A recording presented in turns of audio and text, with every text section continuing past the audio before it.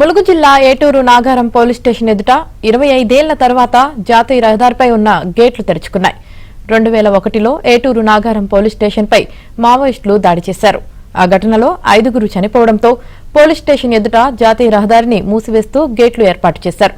అప్పటి నుంచి దారి మళ్లించడంతో వాహనదారులు తీవ్ర అవస్థలు పడ్డారు. 25 ఏళ్ల తర్వాత ఇప్పుడు గేట్లు తెరుచుకోవడంతో స్థానికులు సంతోషం వ్యక్తం చేస్తున్నారు.